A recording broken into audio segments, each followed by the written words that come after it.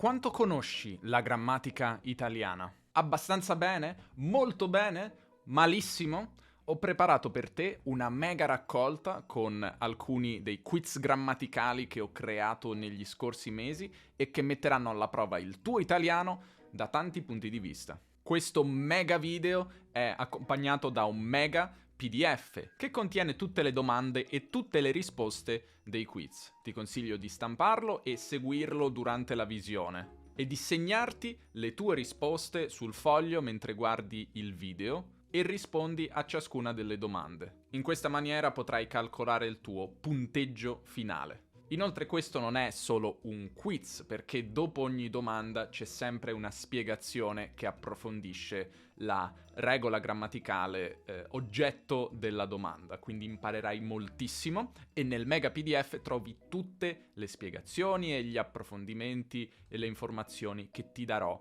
nel video. Così potrai ripassare tutto in un secondo momento dopo aver visto il video. Ti lascio il link per scaricare il PDF in descrizione, ma in alternativa puoi anche scansionare questo codice QR.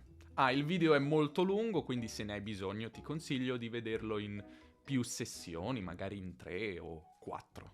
E ora, se sei pronto o sei pronta, partiamo con il primo quiz, che è un quiz generale di grammatica italiana.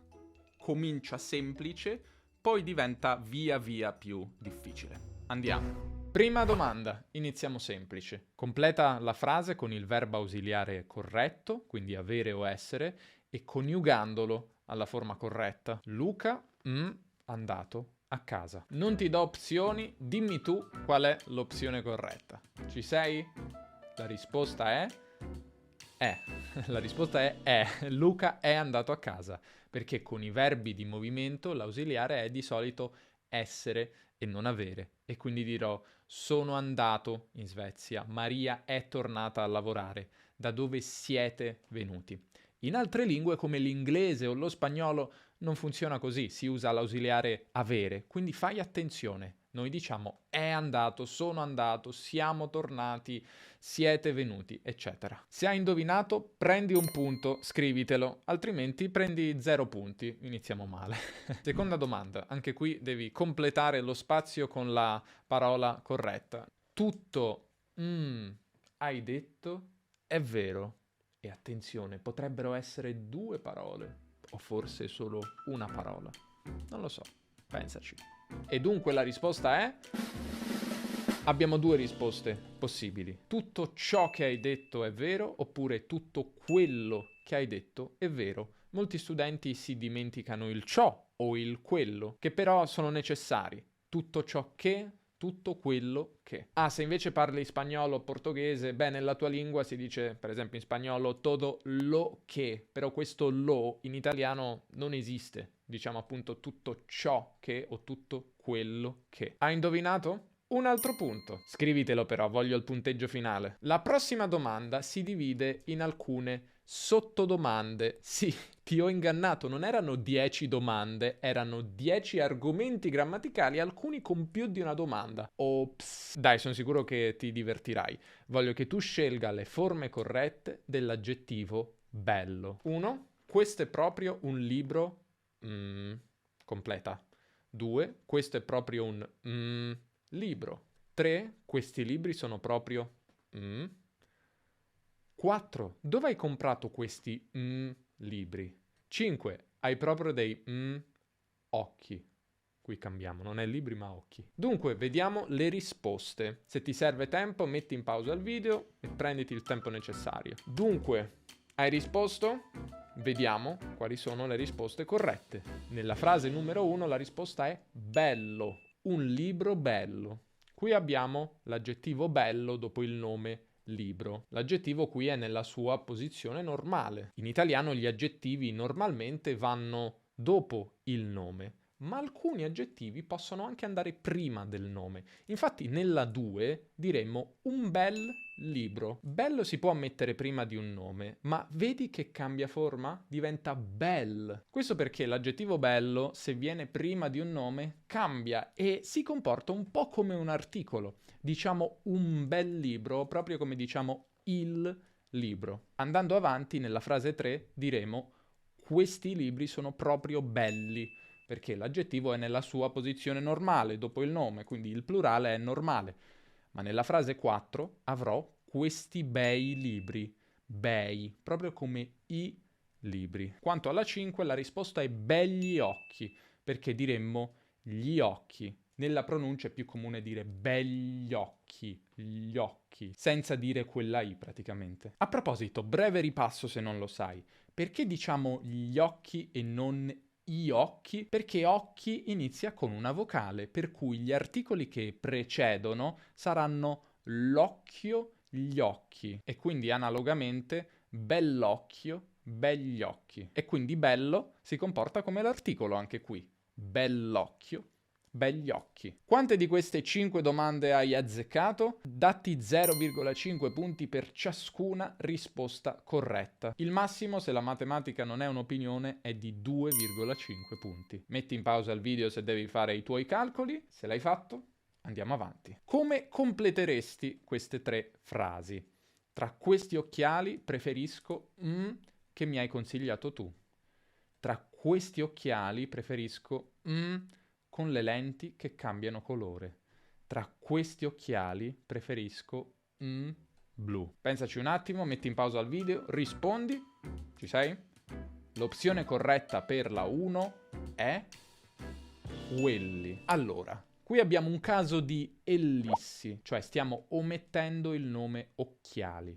In questo caso però, siccome il nome omesso è modificato da una frase relativa che mi hai consigliato tu, l'unica opzione possibile è quelli. Dunque, quelli che mi hai consigliato tu. Cioè, quello che voglio dire è che non possiamo dire i o gli che mi hai consigliato tu, cosa che invece si fa in spagnolo e portoghese, per questo lo sto dicendo. Quelli che mi hai consigliato tu. E diciamo quelli anche nella frase 2. Preferisco quelli con le lenti che cambiano colore, dove abbiamo un complemento introdotto dalla preposizione con. Se invece però l'elemento che segue è un aggettivo, posso anche usare semplicemente l'articolo. Per questo nella frase 3 posso dire sia preferisco quelli blu come prima, ma posso anche dire preferisco i blu. Preferisco i blu. Curioso, vero? Lo sapevi? Così come posso dire voglio il tuo libro, voglio il verde, voglio il nuovo, come dire quello verde, quello nuovo. Poi è possibile che tu in queste 3 frasi abbia risposto quegli al posto di quelli, che non è corretto però, perché quegli è una forma che possiamo usare solo prima di un nome, nei casi in cui c'è un nome, al contrario di questo. Nello specifico un nome che incomincia per vocale, come abbiamo detto poco fa per quanto riguarda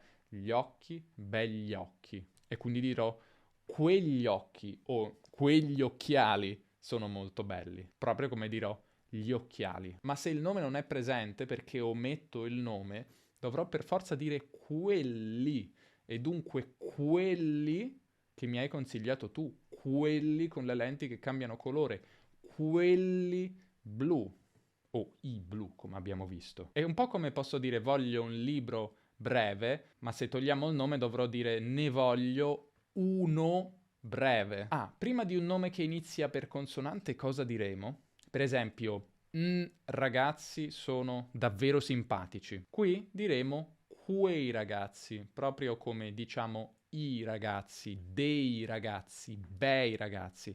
Ma anche qui se tolgo il nome, se lo ometto, e quindi abbiamo un'ellissi, dovrò dire quelli. Per esempio, tra tutti i ragazzi che ho conosciuto in palestra, i più simpatici sono quelli che mi hai presentato tu. E tra l'altro ho detto anche i più simpatici, ma avrei potuto dire anche quelli più simpatici sono quelli che mi hai presentato tu. Ma non avrei potuto dire sono i che mi hai presentato tu. Queste sono delle finezze grammaticali, ma penso che sia interessante. Lo sapevi? Non ti preoccupare, quest'ultima frase non faceva parte del quiz. Facciamo che prendi 0,5 punti per ogni risposta corretta, la terza aveva 2 risposte possibili, quindi tieni conto di questo, per un massimo di 1,5 punti. Andiamo avanti, ci sei? Completa la frase con il verbo fare coniugato al tempo verbale corretto. Una settimana fa Carla mi ha detto che lo ieri e al posto di devi coniugare il verbo fare. Pensaci un attimo, metti in pausa il video se ti serve. La risposta corretta è... ce n'è più di una. Quella standard, per così dire, è lo avrebbe fatto. Sì, hai sentito bene, lo avrebbe fatto e non lo farebbe. Mi ha detto che lo avrebbe fatto ieri. Questo è il cosiddetto futuro nel passato. Abbiamo un verbo che si riferisce a un momento nel passato. Una settimana fa Carla mi ha detto.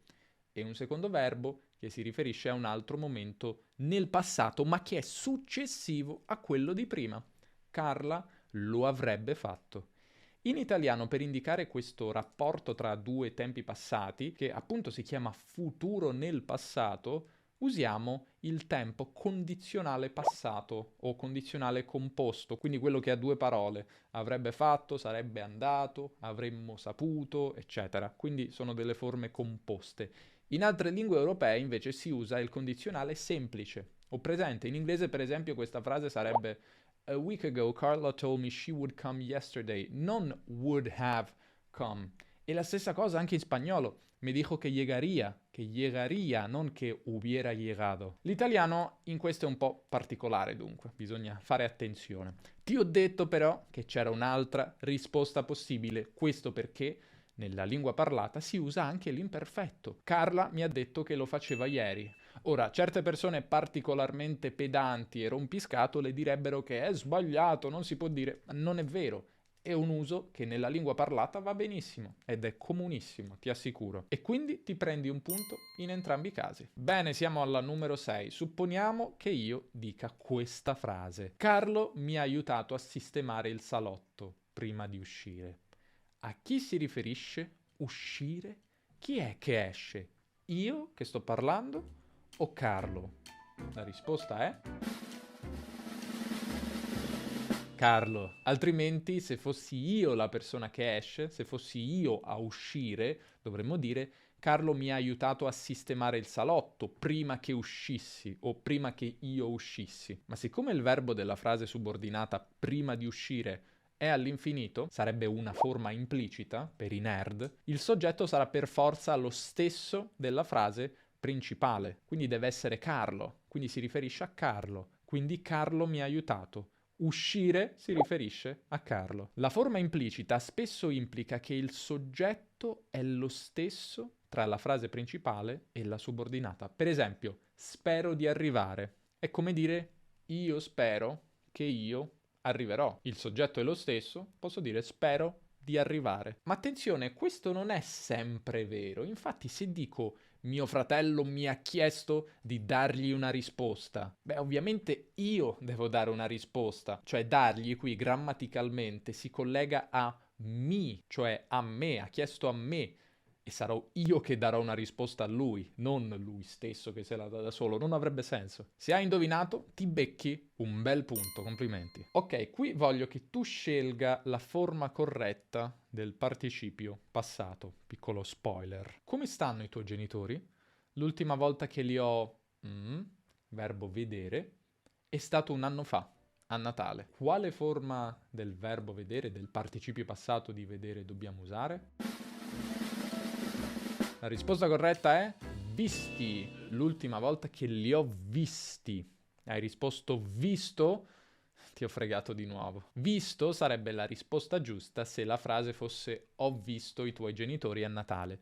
Ma siccome qui prima del verbo abbiamo il pronome li che sostituisce i tuoi genitori, il participio passato deve essere maschile plurale. Li ho visti. E se invece parlassi, che ne so, delle tue sorelle, quindi un femminile plurale, dovrei dire le ho viste. Ho visto le tue sorelle, le ho viste. Sapevi che funzionava così? Se hai indovinato, bravo, brava, ti prendi un bel punto. Ti stai segnando i punti, vero? Numero 8. Quale di queste frasi vuole l'indicativo al posto del congiuntivo ed è quindi scorretta? Nonostante la adori, non mangerei pizza tutti i giorni. Benché la adori, non mangerei pizza tutti i giorni. Sebbene la adori, hai capito? Anche se la adori, bla bla bla bla. Per quanto la adori, non mangerei pizza tutti i giorni. Quale di queste ha un congiuntivo ma non dovrebbe averlo e quindi quel congiuntivo non è corretto? La risposta corretta, quindi la frase sbagliata, è la D. Quindi se hai detto di, hai indovinato. Con anche se serve l'indicativo e non il congiuntivo. Quindi dovrò dire anche se la adoro, non mangerei pizza tutti i giorni. Con tutte le altre congiunzioni di questi esempi dobbiamo usare il congiuntivo e quindi adori, sebbene la adori, benché la adori, nonostante la adori. Nella lingua parlata l'opzione più comune per dire questa cosa è anche se, e anche se vuole l'indicativo. Nonostante e per quanto sono abbastanza comuni, mentre secondo me benché e sebbene sono decisamente più formali. Questo tipo di frase si chiama in gergo concessiva. Nella grammatica una concessione è una circostanza che non ostacola un'altra circostanza. Cioè, data una circostanza, ci aspettiamo X, ma invece X non avviene. Anche se piove, esco. Anche se piove è una circostanza che non ostacola il fatto che uscirò, che quindi è un po' inaspettato. Anche se quindi vuole l'indicativo, ma c'è un caso dove si usa anche il congiuntivo. Sono i casi come anche se volessi non avrei tempo di farlo. Qui però quel se introduce una vera e propria condizione, una frase condizionale. Possiamo dire anche nel caso in cui volessi. Quindi questo è un caso di periodo ipotetico un po' particolare. È un mix di periodo ipotetico ma con la frase iniziale che è un po' condizionale, un po' concessiva. Anche se volessi comunque è uno scenario ipotetico, non è reale, mentre anche se l'adoro è la realtà, non è ipotetico. Anche se adoro la pizza vuol dire che io veramente adoro la pizza. Se dico anche se adorassi la pizza, è una condizione non reale. Ok? In ogni caso, anche quando usiamo il congiuntivo, sarà sempre il congiuntivo imperfetto, anche se volessi, oppure il trapassato, anche se avessi voluto, ma mai il congiuntivo presente, quindi non anche se voglia. Ah, se hai indovinato ti becchi un altro punto. Ok, stanno diventando sempre più difficili. Qui dovrai probabilmente basarti sul tuo istinto linguistico che hai sviluppato ascoltando e leggendo, perché questa non è una cosa che si studia, almeno che io sappia. In quali di questi casi posso mettere, cioè posso non dire il che? Penso che tu abbia fatto un buon lavoro. Voglio che tu lo faccia in fretta. Non credo che verrà. So che devo impegnarmi di più. Tutte queste frasi sono giuste, ma in due di queste potrei anche non dire il che. In quali? Pensaci un attimo, metti in pausa il video, scriviti la risposta e ora te la dico. La risposta corretta è... sono due, A e C. Posso infatti dire penso tu abbia fatto un buon lavoro e non credo verrà. Siamo però obbligati a dire voglio che tu lo faccia in fretta e so che devo impegnarmi di più con il che. Ok, ma come funziona questa cosa? C'è una regola, perché sta stranezza? Non è semplicissimo, ma diciamo che in genere si può mettere il che con verbi psicologici come pensare, credere, immaginare, supporre, sperare, dopo i quali ci vuole il congiuntivo, tra l'altro. Penso sia interessante, credo tu abbia capito, suppongo le cose stiano così, spero tua sorella arrivi presto. Il che si può anche omettere se abbiamo il futuro, come nella frase ci. E quindi non credo verrà, spero capirà. Se parli inglese, avrai notato che in inglese il that si omette molto più regolarmente che il che in italiano. Per esempio, puoi dire the book I read, che in italiano però deve per forza essere il libro che ho letto, e questa sarebbe una frase relativa. Oppure he said he wants to come with us, che in italiano però è ha detto che vuole venire con noi, non si può togliere il che. Dunque rispetto all'inglese sono molto più limitati i casi in cui il che si può eliminare, ma esistono. Facci caso quando ascolti o leggi l'italiano e se hai indovinato, prenditi quest'altro bel punto. Ultima domanda, sei stanco, sei stanca? Io pure, ma ce l'abbiamo quasi fatta. Completa questo breve racconto con il tempo verbale giusto. Puoi scegliere tra imperfetto e passato prossimo, o se preferisci, passato remoto. Ah, che nostalgia dei vecchi tempi. Mi ricordo quando io e la mia famiglia andare, noi, alla casa al mare ogni estate. Essere noi felici e spensierati. Mi ricordo quando un giorno fare noi una gita all'isola d'Elba. Quel giorno, mentre esplorare noi la spiaggia, io trovare, io ovviamente, una conchiglia bellissima. Quella volta divertirsi noi molto. Ok, qui metti in pausa il video, completa con le risposte e poi vediamo. L'hai fatto? Mi devo fidare? Stai barando? Spero di no. Ok, nel primo caso dobbiamo dire andavamo. Si parla di una circostanza che si ripete ogni estate. Quindi serve l'imperfetto, ma l'imperfetto dà anche il contesto della narrazione, il contesto all'interno del quale succederà qualcosa. Abbiamo anche eravamo felici con un altro imperfetto, anche questa è un'informazione di contesto. Poi inizia il racconto vero e proprio, succedono delle cose, dunque dobbiamo scegliere tra due opzioni, passato prossimo o passato remoto, che mandano avanti la narrazione.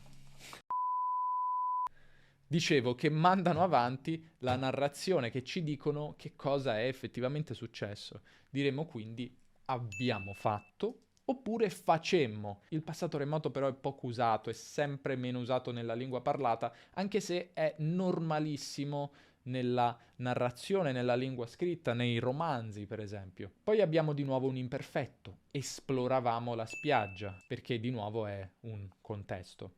Poi un passato prossimo, ho trovato, o in alternativa un passato remoto, trovai. E infine un altro passato prossimo, ci siamo divertiti. Oppure passato remoto, ci divertimmo. La regola generale è che dunque l'imperfetto ci dà le circostanze, la situazione all'interno del quale si inserisce poi il racconto, quello che succede. Il racconto è mandato avanti da tempi come passato prossimo o passato remoto. Il primo soprattutto nella lingua parlata, il secondo soprattutto in quella scritta. Prenditi dunque 0,5 punti per ognuna delle risposte per un massimo di 6 punti. Un grande bottino. Bene, questo era il primo quiz. È stato facile, difficile, ti sei segnato, ti sei segnata le tue risposte nel PDF?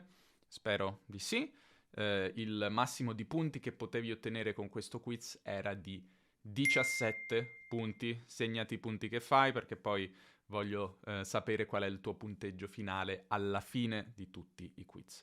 Proseguiamo ora con il secondo quiz, che è un quiz di preposizioni, uno degli argomenti più difficili e più ostici della grammatica italiana. Sei pronto? Sei pronta? Andiamo. Soltanto una di queste frasi è corretta. Quale? 1. Non vado spesso al teatro, ma stasera andrò a Teatro Massimo.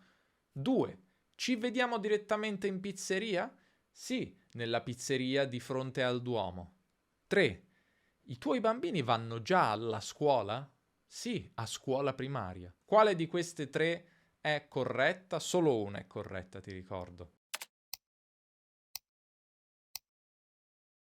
Solo la frase 2 è corretta. Nelle tre possibili risposte si alternano dopo le preposizioni nomi, a volte con un po' di parole collegate a questi nomi, che si riferiscono a luoghi generici, il teatro, la pizzeria, la scuola, e altri che si riferiscono a luoghi specifici e definiti, determinati, il Teatro Massimo, la pizzeria di fronte al Duomo, la scuola primaria. La regola in italiano vuole che in quest'ultimo caso la preposizione sia articolata, quindi nella pizzeria di fronte al Duomo, al bar di mio cugino Peppino, alla casa in campagna o nella casa in campagna. La prima frase corretta sarebbe non vado spesso a teatro, ma stasera andrò al Teatro Massimo. La terza invece sarebbe i tuoi bambini vanno già a scuola? Sì, alla scuola primaria. Più complesso è il caso del luogo generico. Con alcune parole usiamo la preposizione semplice e diciamo quindi a teatro, in pizzeria, a scuola, a casa, in ufficio. Come vedi a volte a volte in. Con altre parole ancora usiamo invece la preposizione articolata come al cinema, allo stadio, alla stazione, al parco. Qui non c'è una vera regola, il segreto è memorizzarle. Se hai risposto correttamente, prendi un punto. Mi raccomando, scrivitelo. Domanda 2. Per questa domanda devi completare le frasi con la preposizione da articolata. Quindi metti in pausa il video e scrivi le 4 risposte. Patrizia viene Spagna. 2. Charlie viene Inghilterra. 3. Tiago e Ana vengono Portogallo. 4. Marissa viene Stati Uniti. Prenditi il tempo necessario e scrivi le tue risposte. Patrizia viene dalla Spagna. 2. Charlie viene dall'Inghilterra. 3. Tiago e Ana vengono dal Portogallo. E 4. Marissa viene dagli Stati Uniti.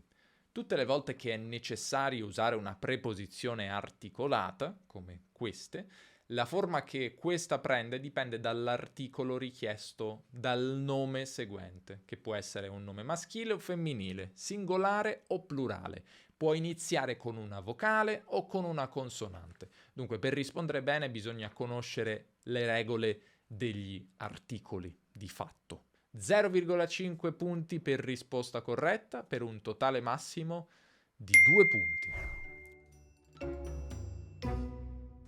Domanda 3. Completa le frasi con le preposizioni di o da, semplici o articolate. Jean-Pierre è Parigi. 2. Jean-Pierre viene Parigi. 3. Jean-Pierre viene Francia. Pensaci un secondo, metti in pausa il video se ti serve e scrivi le tue risposte. Jean-Pierre è di Parigi. Jean-Pierre viene da Parigi e Jean-Pierre viene dalla Francia. Ricorda, quando parliamo di origini geografiche possiamo usare il verbo essere o il verbo venire. Con essere useremo la preposizione di seguita dal nome della città. Sono di Parigi, sono di Milano, sono di New York. Con venire useremo o la preposizione da, semplice, seguita dal nome della città, quindi viene da Parigi, viene da Roma, o la preposizione da articolata, seguita dal nome del paese, viene dalla Francia, viene dal Brasile, viene dagli Stati Uniti. Ricorda, non si dice Jean-Pierre è della Francia, ma si dice Jean-Pierre è francese. Io, presentandomi, direi che sono italiano e sono di Torino, oppure vengo da Torino. Ma vengo da Torino solo se non mi trovo a Torino in questo momento e dunque ha senso dire che vengo da Torino. Prendi 0,5 punti per ogni risposta corretta per un massimo di 1,5 punti. 1,5 punti. Mi raccomando, scrivitelo perché poi voglio sapere il tuo totale. Domanda 4. Completa le frasi con le preposizioni a, in, da, per, semplici o anche le loro versioni articolate. Sì, sono un po', quindi prenditi il tempo necessario, metti in pausa il video, segna le tue risposte e ci vediamo quando l'avrai fatto. L'hai fatto? Spero di sì. Ti do ora le risposte. Non sono ancora mai andata in Egitto. Marco è già partito per il Brasile. Nel fine settimana andremo a Torino per il Salone del Libro. 4. Ho di nuovo un ascesso. Devo tornare dal dentista. Dopo aver visto la serie tratta dall'Amica Geniale, ho deciso di andare in vacanza a Ischia. Molti discendenti di emigrati italiani vogliono il passaporto italiano per venire a vivere in Europa. Per le vacanze, anche quest'anno, andrò in Puglia. Com'è andata? Facciamo un breve ripasso delle preposizioni che usiamo in questi due casi, con i verbi di movimento, come andare o arrivare, per definire la destinazione dove andiamo, o con i verbi di stato, come essere, stare, vivere, abitare, eccetera, per definire la posizione, dove siamo o dove ci troviamo. Ricorda che in italiano non importa se abbiamo un movimento o una posizione, uno stato, perché la preposizione dipende solo dal tipo di luogo, ok? Attenzione perché in tante altre lingue funziona in maniera diversa. Se il luogo è un continente, una nazione o una regione, la preposizione è in, quindi sono o vado in Europa, o in America, o in Egitto, o in Italia, in Sicilia, in Campania. Se il luogo è una città o una piccola isola, la preposizione è a, quindi sono oppure vado a Torino, a Roma, a Ischia, a Capri. Se il luogo è una persona, quindi la casa di una persona o l'ufficio di una persona o di un professionista, la preposizione è da, quindi sono o vado dal dentista, dal dottore, ma anche da mia mamma o da Giovanna. Attenzione al verbo partire che vuole sempre la preposizione per con tutti i tipi di luoghi. La preposizione per è usata, oltre che con il verbo partire, anche dopo un nome che indica un mezzo di trasporto. Quindi il volo per Londra o il treno per Bologna, il traghetto per la Grecia, il pullman per Siena. Bene, quindi ti prendi 0,5 punti per ogni risposta corretta, per un massimo di 3,5 punti. Domanda 5. Quale preposizione nella sua forma semplice o articolata andrebbe bene anche con significati diversi in tutte queste frasi? 1. Ho proprio bisogno di tornare psicologo. 2. Samuel viene Senegal. 3. Studio l'italiano 3 anni. 4. Ho regalato alla mia amica una tazza tè con coperchio e infusore. 5. Il pacco è già stato consegnato corriere. Metti in pausa, pensaci. E ora ti do le risposte. Dunque, devi trovare una preposizione che funziona in tutti questi casi. La risposta è da. Ho proprio bisogno di tornare dallo psicologo. Oppure Samuel viene dal Senegal. Studio l'italiano da 3 anni. Ho regalato alla mia amica una tazza da tè con coperchio e infusore. Il pacco è già stato consegnato dal corriere. Come forse sai, la preposizione da è molto versatile, può avere molti significati. Può infatti indicare una destinazione che corrisponde a una persona, come dicevamo prima, dallo psicologo, oppure l'origine, dal Senegal, l'inizio di un'azione duratura, per esempio da 3 anni, la funzione di un oggetto, pensa quindi la tazza da tè, l'agente, cioè la persona che fa l'azione in una frase passiva, quindi consegnato dal corriere. Attenzione alle differenze perché qui sono sicuro che nella tua lingua ci sono molte differenze rispetto all'italiano. Tra l'altro osserva che una tazza da tè è una tazza che serve per prendere il tè. Qui da indica la funzione. Una tazza di tè è una tazza che è piena di tè. E qui la preposizione di indica invece il contenuto. Prendi un punto se hai indovinato. Passiamo alla 6. Completa queste frasi con le preposizioni da, fa, in e per. Ho studiato l'italiano 2 anni. Ho imparato l'italiano 2 anni. Studio l'italiano 2 anni. Ho iniziato a studiare l'italiano 2 anni.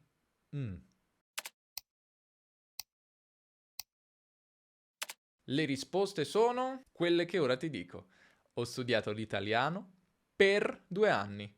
Ho imparato l'italiano in 2 anni. Studio l'italiano da 2 anni e ho iniziato a studiare l'italiano 2 anni fa.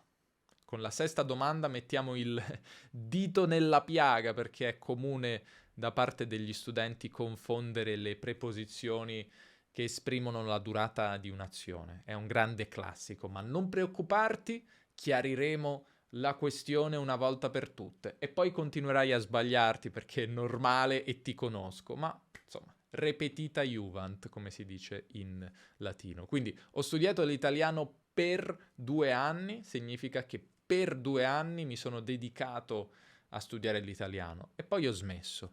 Ho imparato l'italiano in 2 anni, significa che ho impiegato questo tempo, 2 anni, per portare a termine l'azione. Quindi ho finito di imparare l'italiano, teoricamente, non si finisce mai in realtà. Studio l'italiano da 2 anni, significa che sono 2 anni che studio l'italiano e continuo a studiarlo in questo momento, non ho mai smesso. Mentre ho iniziato a studiare l'italiano 2 anni fa, indica il momento di inizio del mio studio. 0,5 punti per risposta corretta, per un totale massimo di 2 punti. Domanda numero 7. Completa le frasi con le preposizioni di, in, semplice o articolata, o a. Sono nato mercoledì. Sono nato giugno. Sono nato 1983 e sono nato estate. Prendi il tempo necessario e ti dico le risposte tra un attimo. Sono nata di mercoledì. Sono nata a giugno oppure in giugno. Sono nata nel 1983 e sono nata in estate oppure d'estate. Con questa domanda esploriamo il modo in cui l'italiano esprime le relazioni di tempo attraverso le preposizioni. Ricorda, usiamo di con i giorni della settimana, di mercoledì, di sabato, di domenica. In molti casi, ma non in questo, ha il significato di ogni mercoledì, ogni sabato, ogni domenica della settimana. E quindi se dico che di domenica gioco a tennis, significa ogni domenica gioco a tennis. Nel nostro esempio vogliamo dire semplicemente che il giorno in cui sono nato era un mercoledì. Sono nato di mercoledì. Non posso dire sono nato mercoledì perché sembrerebbe quasi che sono nato mercoledì scorso, un po' strano. Sì, perché se parliamo di un mercoledì, di un solo mercoledì, un mercoledì specifico che può essere mercoledì scorso o mercoledì prossimo, allora non usiamo nessuna preposizione. Per esempio, mercoledì sono andato dal commercialista, oppure mercoledì andrò dal commercialista. Poi usiamo a con i mesi, a settembre, a marzo, a giugno. Usiamo in o di semplici con le stagioni, quindi in estate o d'estate, in autunno o d'autunno, in inverno oppure d'inverno, in primavera o no, solo in primavera in questo caso, non chiedermi perché. E poi usiamo in articolata con gli anni, nel 1983, nel 2002, nel 2025. 0,5 punti per risposta corretta, per un totale massimo di 2 punti. Domanda numero 8. Quale preposizione semplice o articolata sarebbe sempre usata per indicare l'inizio dell'azione in queste frasi e quale per indicarne la fine? 1. In Italia la scuola va settembre, giugno. Numero 2. Ho fatto l'università 1996, 2002. 3. Di solito lavoro 9, 18, con un'ora di pausa pranzo. 4. La biblioteca è aperta lunedì, venerdì. Prendi il tempo che ti serve, scrivi le risposte. La preposizione che sarebbe sempre usata per indicare l'inizio dell'azione è da. Per la fine invece a. Quindi in Italia la scuola va da settembre a giugno. Ho fatto l'università dal 96 al 2002. Di solito lavoro dalle 9 alle 18, con un'ora di pranzo. La biblioteca è aperta dal lunedì al venerdì. Esprimere relazioni di tempo può anche significare parlare dell'inizio o della fine di un'azione o di un evento. La risposta ci mostra che in italiano lo facciamo con le preposizioni da, a, semplici con i mesi e articolate con gli orari, i giorni della settimana, gli anni e le età. 0,5 punti di nuovo per ogni risposta corretta, per un totale di 2 punti. Domanda 9. In italiano alcuni verbi reggono o selezionano una preposizione fissa, che può essere diversa rispetto ad altre lingue. Metti in pausa il video e associa ogni verbo della colonna di sinistra alla corrispondente preposizione nella colonna di destra. I verbi sono dipendere, optare, influire, consistere, contare, rinunciare, competere e accanirsi. Le preposizioni invece sono per, su, da, a, in, su, contro e con. E ora vediamo le risposte. Dipendere da. Per esempio, l'apprendimento linguistico dipende da molti fattori: esposizione alla lingua target, studio, esercizio. Optare vuole per, optare per. Ho optato per fare le vacanze a settembre perché odio gli affollamenti. Influire vuole su. Ho notato che il bel tempo influisce positivamente sul mio umore. Sapevi? Conoscevi il verbo influire? Contare su. Puoi contare davvero solo su te stesso. Consistere in. In che cosa consiste la felicità? Ma si può anche dire a volte consistere di qualcosa. Rinunciare a. Ho rinunciato a capire in cosa consiste la felicità. Competere con. Detesto chi compete con i colleghi. Accanirsi contro. La cosa più inutile che si possa fare è accanirsi contro i mulini a vento. La nona domanda tocca il tasto dolente della reggenza verbale, e cioè della preposizione che è richiesta da questo o da quel verbo. Forse ti starai chiedendo, ma perché dipendere da e non dipendere di? Perché contare su e non contare in o a? La risposta è perché è così e basta. È in questo modo che l'abbinamento verbo-preposizione si è fissato in italiano e nella tua lingua può funzionare in modo diverso. Fai attenzione perché spesso ci sono differenze. Arriviamo così all'ultima domanda, domanda numero 10. Soltanto 2 tra le seguenti frasi sono corrette. Quali? 1. Ho visto al mio ex. 2. Ho scritto al mio ex. 3. Ho incontrato al mio ex. 4. Ho telefonato al mio ex. Soltanto le frasi 2 e 4 sono corrette. Ho visto il mio ex. Ho scritto al mio ex. Ho incontrato il mio ex e ho telefonato al mio ex. Soltanto le frasi 2 e 4 dunque sono corrette perché tra tutti i verbi usati negli esempi soltanto scrivere e telefonare in italiano reggono o richiedono un oggetto indiretto, quindi introdotto da preposizione, in particolare dalla preposizione a. Al contrario, i verbi vedere e incontrare sono verbi che in italiano reggono un oggetto diretto, che non è introdotto da alcuna preposizione.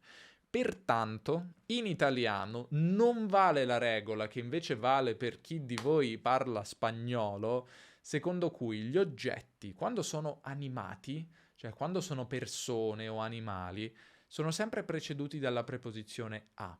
Cioè in italiano chiamiamo una persona, ascoltiamo un amico. Vedi che non c'è a? In spagnolo, per esempio, è diverso. E anche il secondo quiz è andato. Il punteggio massimo di questo quiz erano 20 punti. Mi raccomando, segnati i punti che fai in ciascuno di questi quiz perché, come ho detto, alla fine voglio conoscere il tuo punteggio totale. Ma bando alle ciance, proseguiamo con il prossimo. Questa volta rivolgiamo la nostra attenzione ai pronomi personali. Andiamo. Prima domanda. Quale dei seguenti pronomi soggetto suona più naturale nella frase? Fiorenza era una persona speciale. aveva un'anima luminosa e vasta. In questo spazio dobbiamo mettere ella, dobbiamo mettere lei, dobbiamo mettere niente, nessun pronome, oppure essa. La risposta corretta è C, nessun pronome. Escludiamo A perché il pronome ella è antico, è arcaico, ne ho parlato nello scorso video, era usato in italiano fino alla metà del 1800, ma da quel momento ha iniziato a essere usato sempre più raramente, fino a scomparire. Ecco, non penso nessuno abbia scelto questa opzione, almeno credo. Escludiamo anche D, perché esso o essa si riferiscono normalmente a qualcosa di inanimato, quindi non si usano per parlare di persone, come in questo caso, o di animali, e poi sono abbastanza formali, non si usano praticamente mai nella lingua parlata. Ed escludiamo anche B, perché il pronome lei in questa frase è superfluo, è innaturale. È ovvio che il soggetto di aveva è lo stesso soggetto di era. A meno di contesti particolari non serve specificarlo, anzi è innaturale farlo. Per la stessa ragione, C è la risposta corretta. Ti ricordo con l'occasione che in italiano i pronomi soggetto sono effettivamente usati, cioè sono espliciti, sono espressi solo quando hanno una funzione particolare, che può essere una funzione di enfasi, di contrasto, per rimuovere la possibile confusione sulla persona, sulla cosa, l'entità a cui si riferisce. Quindi la cosa più comune in italiano è proprio non usare il pronome soggetto, lasciarlo implicito, non espresso. Un punto se hai indovinato, segnatelo, mi raccomando. Domanda 2. In quale delle tre frasi, che sono tutte corrette, il pronome gli ha il valore grammaticale di femminile plurale? 1. Abbiamo incontrato il tuo amico e gli abbiamo fatto i complimenti. 2. Abbiamo incontrato le tue amiche e gli abbiamo fatto i complimenti. 3. Abbiamo incontrato i tuoi amici e gli abbiamo fatto i complimenti. La risposta corretta è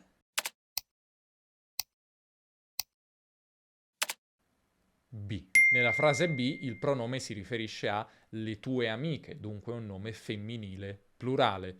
Escludiamo invece A, dove il pronome sostituisce il tuo amico, un nome maschile singolare, ed escludiamo anche C, dove il nome sostituito è i tuoi amici, maschile plurale. Questa domanda serve a ricordarci che in italiano alcuni pronomi hanno più di un significato, più di un valore grammaticale. Ad esempio, il pronome gli può significare a lui, a loro, femminile, o a loro, maschile. Domanda numero 3. Solo una di queste frasi è corretta per concordanza, cioè per la relazione che esiste tra i pronomi, soggetto-oggetto, da un lato, e i verbi dall'altro. 1. Lei è uscito dalla mia vita, l'ho persa. Lei è uscita dalla mia vita, l'ho perso. Lei è uscita dalla mia vita, l'ho persa. Lei è uscita dalla mia vita, non le ho data abbastanza. La risposta corretta è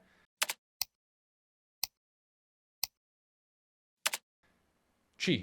Nella frase C vediamo la giusta concordanza tra pronome soggetto femminile, lei, e participio nel tempo composto con ausiliare essere, lei è uscita, e tra pronome oggetto diretto e participio l'ho persa. Significa la ho persa, ma nessuno in realtà direbbe mai la ho persa, si dice l'ho persa, quindi L''O. La risposta A non va bene perché al posto di uscito dovremmo avere uscita. Serve la concordanza tra pronome soggetto e participio nel tempo composto con ausiliare essere. La risposta B è scorretta perché al posto di perso dovremmo avere persa. Deve esserci la concordanza tra pronome oggetto diretto e participio. L'ho persa. La risposta D infine non funziona perché al posto di le o data dovremmo avere le o dato, c'è una concordanza tra pronome oggetto indiretto, le, e participio che non serve, non si fa in italiano. Ti ricordo infatti che il participio, quando si accorda con il pronome, si accorda con il pronome diretto, non con quello indiretto. Quindi l'ho vista, l'ho chiamata, perché sono pronomi diretti, ma le ho scritto, le ho parlato, perché sono pronomi indiretti. Quelli indiretti significano a lei o a lui, quelli diretti significano lui o lei, oppure anche loro, quindi senza la preposizione. Un punto se hai indovinato. In quali delle seguenti frasi il pronome ci non ha un significato locativo, non si riferisce cioè a un luogo che è stato menzionato prima? 1. Dario mi piaceva, era la prima volta che ci uscivo. 2. Amavamo entrambi il cinema, ci andavamo spesso. 3. Al cinema ci rilassavamo e staccavamo dal mondo. 4. Quella notte, usciti dal cinema, ci siamo abbracciati e baciati. 5. Il bacio è stato intenso. Ci ho pensato e ripensato tutta la notte. Quindi scegli le risposte in cui il ci non ha un significato locativo, cioè non si riferisce a un luogo. Le risposte che contengono un ci non locativo sono A, C, D e E. Solo nella risposta B il ci ha significato locativo. Si riferisce infatti a un luogo di cui si è parlato in precedenza. Significa quindi al cinema. Nella frase A, ci diversamente significa con Dario. Nella frase C, il ci ha valore pseudo-riflessivo, come lo chiamo io. Rilassarsi è un verbo pseudo-riflessivo, cioè si comporta come un riflessivo, ma non lo è tecnicamente. Nella frase D invece ha valore reciproco. Abbracciarsi e baciarsi sono verbi reciproci. Le due persone si abbracciano o si baciano reciprocamente, a vicenda, l'un l'altro o l'un l'altra. Nella frase E, infine, sostituisce al bacio, quindi un gruppo introdotto dalla preposizione a. Bene, prendi un punto per ogni risposta che hai analizzato correttamente. Quindi se hai detto che la B era l'unica locativa e le altre non lo erano, hai risposto bene e prendi 5 punti. Grosso bottino. In quali delle seguenti frasi il pronome ne non ha un significato partitivo, non indica cioè la parte di un tutto e non serve a specificare una quantità? 1. La libreria aveva una pessima selezione, ne sono uscita subito. 2. I libri sono la mia vita, ne ho bisogno per essere felice. 3. I libri sono la mia vita, ne compro decine ogni mese. E dunque, quale non ha un significato partitivo, una parte di un tutto? Le risposte corrette sono A e B. Cioè solo nella frase C il ne ha valore partitivo. Qui la presenza del ne dipende dall'espressione di quantità decine. Nella frase A diversamente il ne indica un movimento di allontanamento da un luogo, cioè significa dalla libreria. Nella frase B infine il ne sostituisce un complemento introdotto dalla preposizione di. Ho bisogno dei libri, ne ho bisogno. Bene, fai un punto per ogni risposta che hai analizzato correttamente, per un massimo di 3 punti. Completa la frase con il pronome combinato appropriato. Abbiamo ricevuto gli inviti. Hanno consegnati oggi. Dunque, qui le opzioni sono mele, tele, celi, vel con l'apostrofo e glieli. La risposta corretta è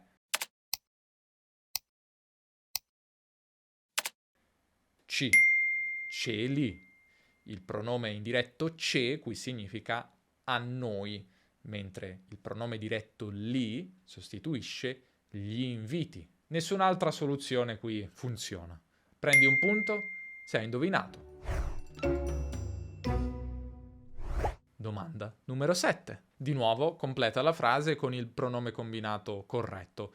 Chi accompagna le bambine a scuola? Accompagni tu? E dunque, cele, cela, cene, cel con l'apostrofo o celi?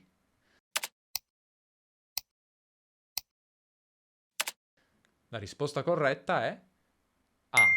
Ce, le. Il pronome ce in questo caso è locativo e significa a scuola. Il pronome le sostituisce invece le bambine. In questo caso avremmo potuto anche dire soltanto le accompagni tu, funziona comunque, ma visto che abbiamo un luogo possiamo dire ce le accompagni tu, cioè in quel posto, a scuola. Nessun'altra soluzione qui ha molto senso, quindi ecco, un punto se hai indovinato la risposta corretta. E passiamo alla 8. Continuiamo sempre con i pronomi combinati. Sceglimi quello giusto. Quante gocce hai dato al bambino? Ho date 20. Mene, mele, cene, gliene o gliene con uno spazio. La risposta corretta è di gliene, scritto come un'unica parola. Glie qui significa a lui, al bambino, ne invece ha valore partitivo, cioè si riferisce a gocce. E quindi lo usiamo perché nella frase c'è un'espressione di quantità, il numerale 20. Un punto se hai indovinato. Domanda 9. In quali delle seguenti frasi all'imperativo la posizione del pronome è corretta, è quella giusta? Numero 1. Mi rispondi, per favore. 2. Rispondimi, per favore. 3. Rispondetemi, per favore. 4. Mi rispondete, per favore. 5. Mi risponda, per favore. E 6. Rispondami, per favore. Ce ne sono varie di corrette. Sai dirmi quali sono?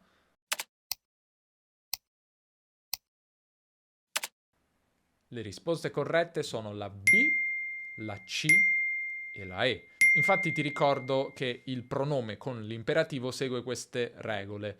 Dopo il verbo con l'imperativo informale, quindi se il soggetto è un tu, rispondimi, o un voi, rispondetemi, se il soggetto è un lei di cortesia, di rispetto, quindi mi risponda, si mette invece prima, mi risponda, mi dica, mi parli. Bene, un punto per ogni risposta che hai analizzato bene, per un massimo di 6. Questo sì che è un bottino ghiotto. Bene, arriviamo alla domanda numero 10. Completa la frase con un verbo pronominale idiomatico, cioè con un verbo che contiene uno o più pronomi al suo interno e ha un valore idiomatico, cioè che non si può prevedere facilmente se non lo conosci. La situazione che si era creata non mi piaceva per niente, per questo ho deciso di 1. Cavarmela, 2. Prendermela, 3. Svignarmela e 4. Spassarmela. La risposta corretta è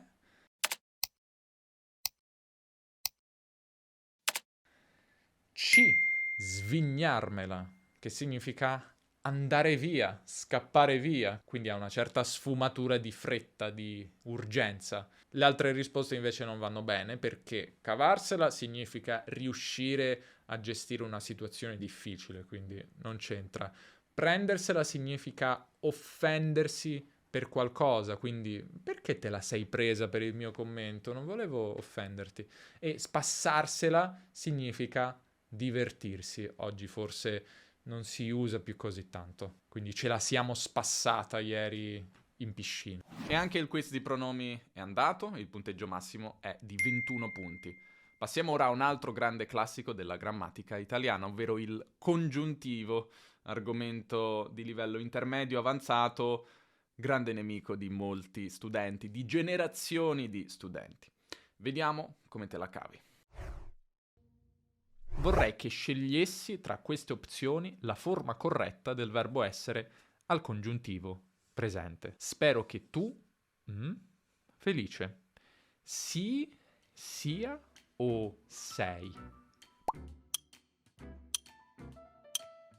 La risposta corretta è sia, che tu sia felice. Curiosamente sii è una forma che è esistita nella lingua italiana ma che oggi non si usa più, fuorché all'imperativo, sii felice. Come forse sai, le prime 3 forme del congiuntivo presente sono uguali. Io sia, tu sia, lui o lei sia, ma questo vale per qualsiasi verbo. Se hai indovinato, prendi un punto. Continuiamo. Scegli la forma corretta del verbo avere al congiuntivo.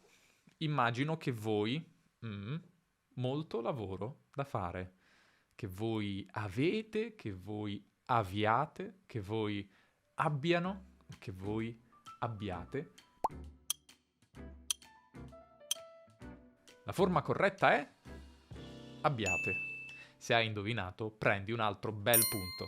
Avete è indicativo, abbiano è la forma di loro, immagino che loro abbiano molto lavoro da fare. Abbiate invece non esiste proprio. Completa con la forma corretta del verbo dormire alla forma noi. Mia madre pensa che noi troppe poche ore a notte. Che noi dormiamo, che noi dormimo, che noi dormamo o che noi dormiemo. La risposta corretta è dormiamo. Le altre 3 sono completamente inventate. Tra l'altro nota, la forma noi del congiuntivo presente è uguale a quella dell'indicativo presente. Dormiamo. Questa è una regola generale, è sempre vero per tutti i verbi. E questo perché storicamente la forma noi dell'indicativo presente deriva dal congiuntivo e quindi avremo lavoriamo, prendiamo, dormiamo, con 3 forme uguali, mentre voi cambia. Lavorate, prendete, dormite. In spagnolo e in portoghese, ma anche in romanesco, non è così. Facci caso. Comunque, se hai indovinato, prendi un punto. Passiamo al congiuntivo imperfetto. Completa con la forma corretta del verbo dare. Nonostante io molta importanza al mio aspetto esteriore, in quel periodo ero sempre trasandato. Potrei dire in questo periodo. Vabbè. Davo, dessi, dassi o do? La risposta corretta è dessi, con la E. Questa E può trarre in inganno perché ci aspetteremmo forse dassi. Dare, dopo tutto, è un verbo in are, ma l'imperfetto congiuntivo qui è irregolare, quindi dessi. Questo tra l'altro è un errore tipico che fanno anche gli italiani. E stare funziona alla stessa maniera. La forma corretta è stessi. 1,5 punti se hai indovinato. Ultima domanda sulle forme. Scegli la forma giusta al congiuntivo trapassato. Non sapevo tu in vacanza in Messico. E il verbo sarebbe andare. Le opzioni sono avessi andato, fosse andato, avessi stato o fossi andato. La forma corretta è fossi andato, ma si potrebbe dire anche fossi stato e non fosse andato perché fosse si riferisce a lui o lei e non tu, è una terza persona singolare. Le altre risposte poi sono completamente sbagliate perché con andare l'ausiliare è essere. Sono andato, eravamo andati, foste andati, fossero andate e così via. Passiamo alla seconda parte del quiz, sulla concordanza dei tempi, cioè quel meccanismo che regola la scelta dei tempi verbali per esprimere i giusti rapporti tra i fatti di cui parliamo, quindi tra i verbi. Nello specifico ti darò una frase di base all'indicativo e poi la stessa frase ma subordinata, cioè dipendente da un'altra frase, e questa subordinata dovrà avere il verbo al congiuntivo. Sarà più chiaro vedendo le frasi. Quindi ti do una mano, ma vuoi che ti... E qui dare deve essere al congiuntivo una mano, quindi vuoi che ti do una mano, vuoi che ti dessi una mano, vuoi che ti dia o vuoi che ti abbia dato una mano. La risposta corretta è dia. Vuoi che ti dia una mano al presente, perché vuoi e dia sono fatti che avvengono contemporaneamente nel presente. Vuoi adesso che ti dia in questo momento una mano. O tra poco, se hai indovinato, prendi un punto. Il mio capo non mi apprezzava.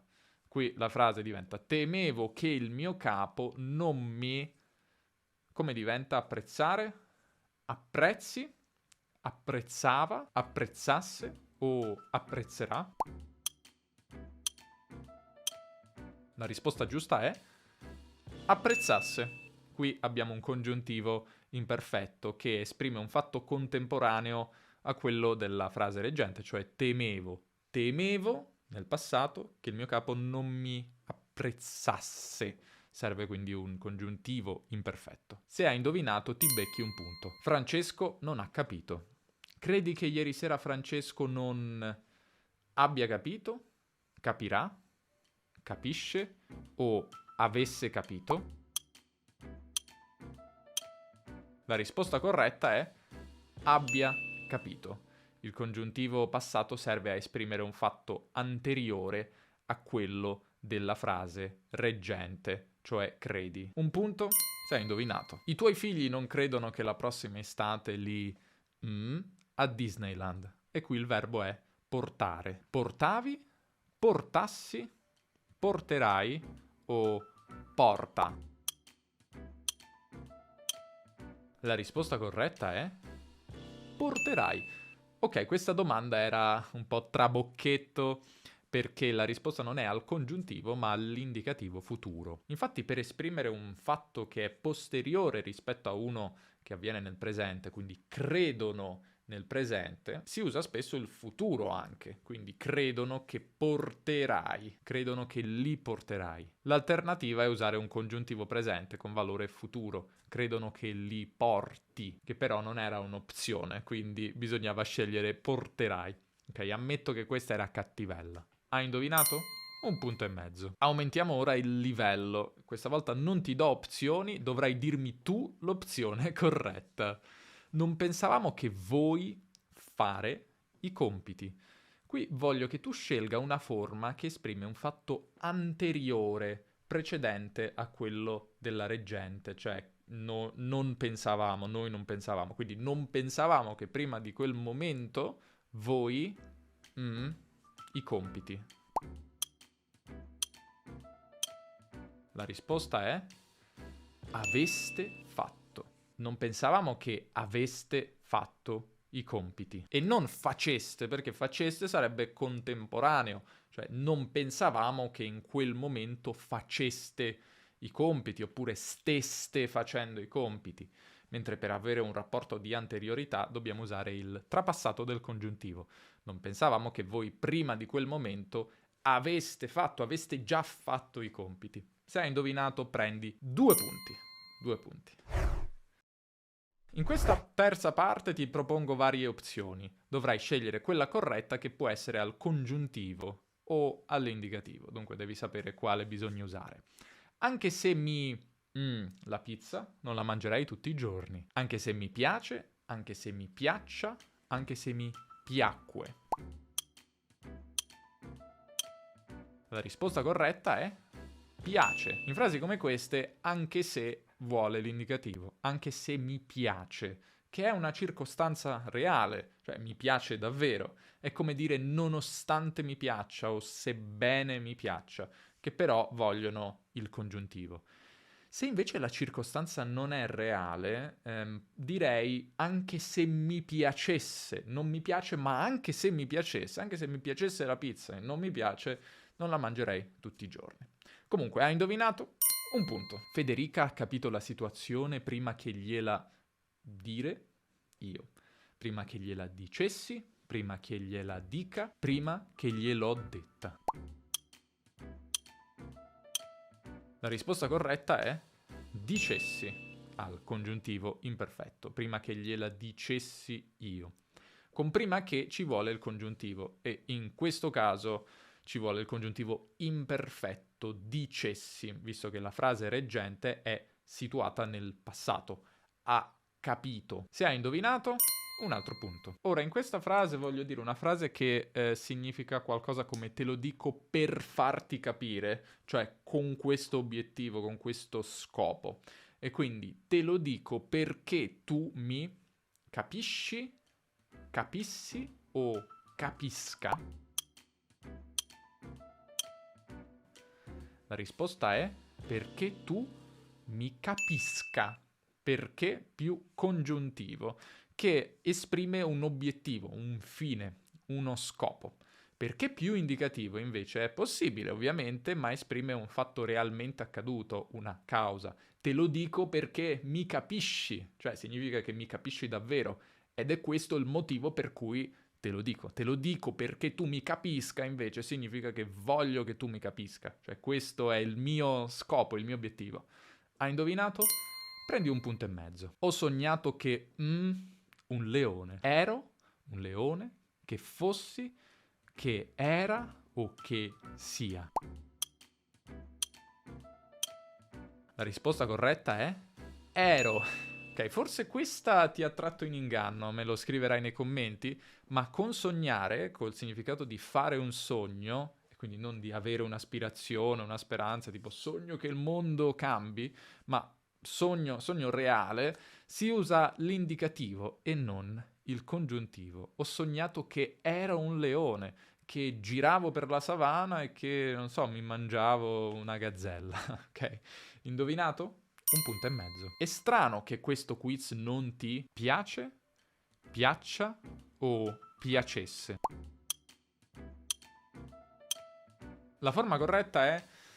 Dunque, anche questa in realtà è un piccolo trabocchetto, nel senso che la forma più elegante è sicuramente piaccia, ma piace all'indicativo è comunque una forma piuttosto comune nel parlato e magari l'hai già sentita.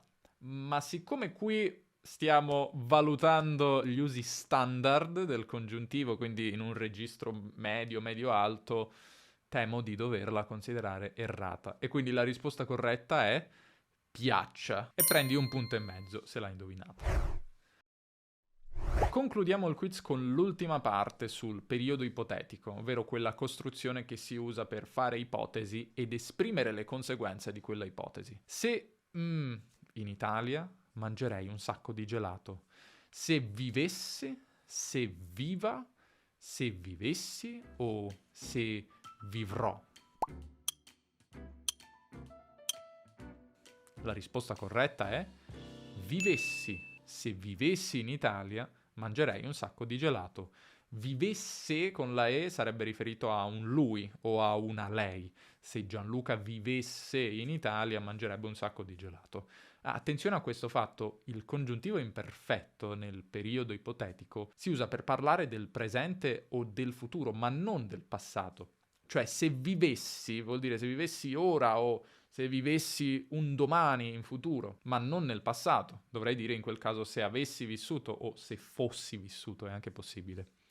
Quindi se hai indovinato prendi un altro punto. Non avremmo perso il treno se di casa in tempo. Se uscissimo di casa, se uscimmo di casa, se fossimo usciti, se eravamo usciti. La risposta corretta è se fossimo usciti, che in questo caso si riferisce a un fatto passato. Se fossimo usciti in quel momento, nel passato. E quindi se hai indovinato, prendi un altro punto. Se da giovane, medicina, oggi farei il medico. Se da giovane studiassi, studiavo, avessi studiato o studiai medicina. La risposta corretta è avessi studiato. Ecco, questo è uno di quei casi in cui l'ipotesi è nel passato. Okay? Se da giovane, quindi nel passato, avessi studiato medicina, e la conseguenza è poi nel presente. Oggi farei il medico. Ti ricordo che non è studiassi, perché studiassi qui non si riferisce al passato, cioè se studiassi significa adesso oppure domani in futuro. Se hai indovinato questa, prendi un punto e mezzo. Ora non ti darò opzioni, dovrai dirmi tu la forma corretta. Se vuoi alzarsi un po' prima, arrivereste in tempo a scuola. La risposta è vi alzaste. Questo è un verbo riflessivo, cioè alzarsi, e alla forma voi diventa vi alzaste, se vi alzaste con il vi. Se hai indovinato, fai 2 punti. Ultima domanda del quiz. Se ieri sera non smettere loro di dire quelle stupidaggini, penso che me ne sarei andato via. Anche qui non ti do opzioni, dimmi tu qual è la risposta. La risposta corretta è... avessero messo 2 punti anche per chi ha indovinato questa. Bene, complimenti a chi è arrivato fin qui e non è morto cerebralmente. Il punteggio totale del quiz di congiuntivo era di 26 punti. Spero di nuovo che tu ti sia segnato il punteggio che hai totalizzato per ciascuna risposta. E ora arriviamo al punteggio massimo dopo i 4 test, che è di 84 punti. Sei fatto dai 70 agli 84 punti, complimenti, hai un'ottima conoscenza della grammatica italiana. Sei fatto dai 45 ai 70 punti, la tua conoscenza grammaticale è buona ma potrebbe migliorare. Se hai fatto meno di 45 punti, beh, hai ancora un po' da lavorare. Conosco un canale YouTube che ti può aiutare. Non so se lo conosci, ma si chiama Podcast Italiano. Lo fa un tizio con gli occhiali, un po' nerd, non so se lo conosci. Se non hai ancora scaricato il PDF, consiglio comunque di scaricarlo al link in descrizione o scansionando questo codice QR, perché tutte le spiegazioni grammaticali dopo ogni domanda sono riportate anche nel PDF, quindi è davvero una miniera d'oro di informazioni che puoi studiare e da cui puoi imparare davvero tantissimo. Se invece vuoi metterti alla prova con un altro tipo di test, non solo grammaticale ma più generale sull'italiano, che stima il tuo livello di conoscenza della lingua e ti prenderà qualcosa come 20 minuti al massimo, puoi farlo cliccando il link che ti lascio ora alla fine del video. Questo è tutto, alla prossima!